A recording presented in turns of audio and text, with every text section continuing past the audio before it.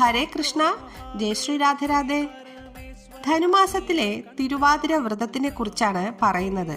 2026 ജനുവരി 3-ാം തീയതിയാണ് തിരുവാതിര വ്രതം നോക്കേണ്ടത്. മഹാദേവന്റെ ജന്മ നക്ഷത്രമാണ് തിരുവാതിര. ശ്രീ പാർവതി ദേവിയുടെയും മഹാദേവന്റെയും പരിണയം നടന്നത് ധനുമാസത്തിലെ തിരുവാതിര നാളിലായിരുന്നു. ഭർത്താവിന്റെ ദീർഘായുസിനും നല്ല ദാമ്പത്യത്തിനും കുടുംബ ഭദ്രതയ്ക്കും വേണ്ടി തിരുവാതിര വ്രതം എടുക്കുന്നത്. രേവതി നാൾ മുതലാണ് പണ്ടൊക്കെ വ്രതം എടുത്തിരുന്നതെങ്കിലും ഇപ്പോൾ പ്രധാനമായിട്ടും മകയിരം, തിരുവാതിര ആ നാളുകളിലാണ് നോമ്പ് നോക്കുന്നത്. സുമംഗലികൾ മാത്രമല്ല, കന്യകമാരാണെങ്കിലും ഈ വ്രതം എടുക്കുന്നത് നല്ലതാണ്. ശിവഭഗവാന്റെ തൃക്കണ്ണിൽ നിന്നും വന്ന ജ്വാലയിൽ എരിഞ്ഞ് ഭസ്മമായി പോയ കാമദേവനെ തിരിച്ചു കിട്ടാൻ രതിദേവിയും ധനുമാസത്തിലെ തിരുവാതിര വ്രതം നോറ്റിരുന്നു. ആദ്യമായി ഒരു പെൺകുട്ടി ഋതുമതിയായതിനു ശേഷം വരുന്ന ആദ്യത്തെ തിരുവാതിര പൂത്തിരുവാതിര എന്നും പറയപ്പെടുന്നു.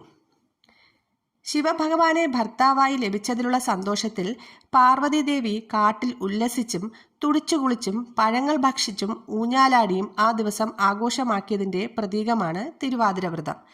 ഇനി എങ്ങനെയാണ് തിരുവാതിര വ്രതം എടുക്കേണ്ടതെന്നും അതിൻ്റെ ആചാര അനുഷ്ഠാനങ്ങൾ എങ്ങനെയൊക്കെയാണെന്നുള്ളത് ലോങ് വീഡിയോ ആയിട്ട് ചെയ്തിട്ടുണ്ട്. ഒന്ന് കേട്ടു നോക്കൂ. രാധേ രാധേ.